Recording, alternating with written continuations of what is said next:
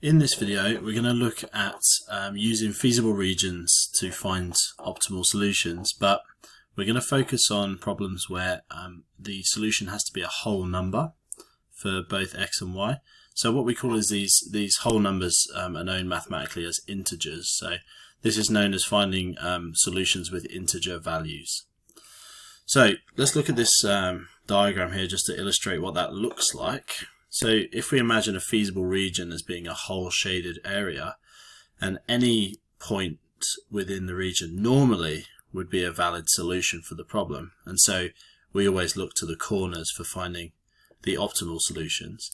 Well, sometimes obviously the corners are not quite at a whole number. In this diagram they actually all are, and we've also highlighted the whole numbers within the region as well. So what I mean by that is the coordinate of this, for example, is 3, 4.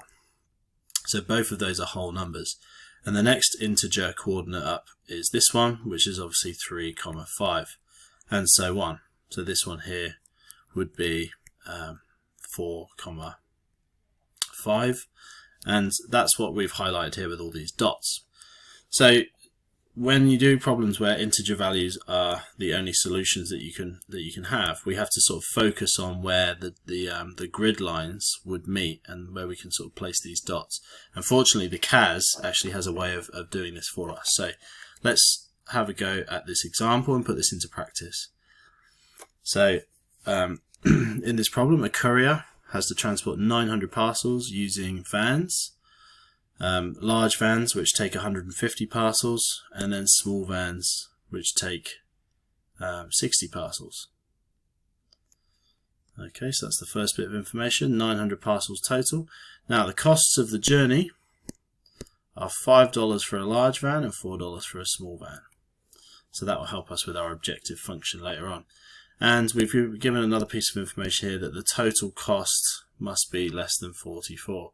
So we can see here that if we make a cost equation, the cost equation would be 5x plus 4y if we have x being the number of large vans and then y being the number of small vans. So that's the cost equation, which we call the objective function in this kind of mathematics. And we know that from this blue statement here that the cost must be less than $44. So that's what gives us this formula here, this inequality here, that 5x plus 4y must be less than 44. The next one we can do is from the 900 parcels. So we know that we need to deliver at least 900 parcels. So if we get 150 parcels for every large van, so if we times 150 times the number of large vans, plus 60 parcels times the number of small vans, that total has to be bigger than 900. So that's where we get that inequality from. Alright, and then the other two inequalities are pretty standard in these problems where you have x and y being greater than or equal to 0. That just means that the x and y can't be negative numbers. So we've stated the objective function as well, just for later, for when we solve the optimal solution. And what we're going to do now is we're going to draw this on a CAS. So open up your CAS. You can see I've drawn it here, but I'm just going to show you how to do it from scratch. So open up a graph mode. You're presented with this f of x. You can press delete and then select relation. And now you can type any relation that you want. So the first one was 150 times x plus 60 times y has to be greater than or equal to 900. Now you'll know from my other videos that rather than plotting it with the signs the way that they're meant to be, we do the reverse of the signs. So it's going to be less than or equal to 900. And the reason is because then it shades the wrong direction, which highlights the feasible region as white. Then we're going to plot another one by pressing tab. And we're going to type in the next one, which was 5x plus 4y is less than 44. So that's the next one. We can't really see it yet, but we'll zoom out in a minute to show it. Actually, I just realised, I think I typed that one in the correct way. We're meant to reverse the signs.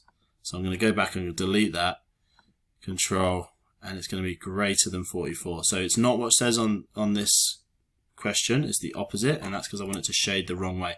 You can see here how it's leaving this middle area as white, because that's going to be our feasible region. Now we're going to add the last two, which is x is greater than or equal to 0, but I'm going to put less than or equal to 0. That just shades off negative values of x. And then lastly, I'm going to add another one, so press tab and put y is less than or equal to 0. Alright, now we can sort of see our shaded region. Well, it's not shaded, our feasible region, which we've actually left as unshaded, so it's easier to see. Press Windows Zoom and press Zoom Out, and then you can just click in the middle of it, and it kind of zooms out to an appropriate level.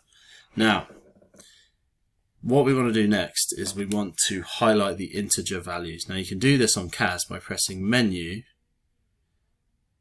and then going to View, and then going to Grid, and then going to Dot Grid there. Now this shows you all the dots, and these dots actually represent the integer values. Now I might actually zoom in a little bit to look at these a bit better. Another important thing is that we actually check the scale and make sure that each of these dots is a long one and up one sort of thing. So you can see actually in the corner that if I just move this out of the way, that the scale is 1 to 1 like that. So each notch is worth 1 on this scale. So actually I know that the coordinates of that point, for example, is 1 1, and that one is 2 1, 3 1, 4 1, and if I go up it's 4 2, 4 3, etc. Now these dots in here represent the integer values that could be a solution for the problem. So each of these points that's within the boundary represents an integer solution. So I'm going to zoom in on that and just have a really close look. Okay, you can see it really well now, and you can see that some of them are just over the line, and they cannot be solutions for the problem. This one looks like it's just on the line there. Now we need to find the optimal one. So let's go back to the question and find out what they're actually looking for. So the question's asking, so we've done the graph, we've done the grid, the question's asking the largest number of vehicles that could be used for this job. So that's basically looking for the sum of x and y, the largest sum we can get. So we go back to the calculator here. You can see that the larger numbers would be in the top right here. So you've got a few options to look at. You've got this one here. So that's a combination of 1, 2, 3, 4, 5, 6, 7, 8. So 8, 1. That's the coordinate there. So that would be 9 total. So if we just write that down as an option, I'm just going to cut and paste this onto our other screen so I can label it.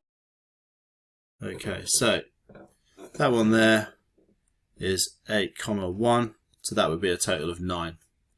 Let's check the next one there. So that would be 7, 2, so again total of 9, and that one would be 6, 3, so again a total of 9. So it's looking like 9 might be our maximum number of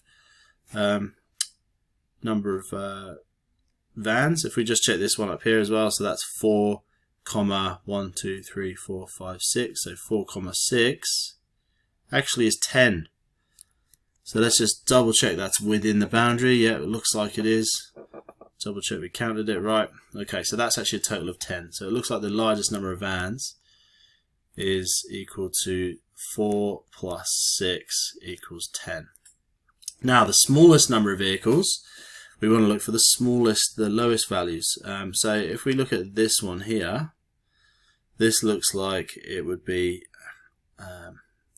1, 2, 3, 4, 5, 6, 0. So that's pretty low. So just 6 basically. Let's have a look at that one. So that's obviously more because that's 6, 1. So that would be 7. Okay, so actually that would be our lowest value, 6. Now it wants to know the lowest price. So we're going to use this lowest value here, 6, 0. And so we can use that with our objective function, which if we just remind ourselves was 5x plus 4y equals z.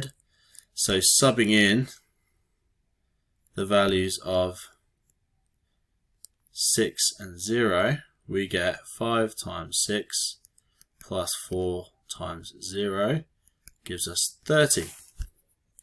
So that's a cost of $30 for 6 large vans. and 0 small vans. Remember, we should always show our final answer as worded answer. Okay, so that's a sort of brief introduction of how you can use the dot grid function to show all the integer values and find the best solution that way.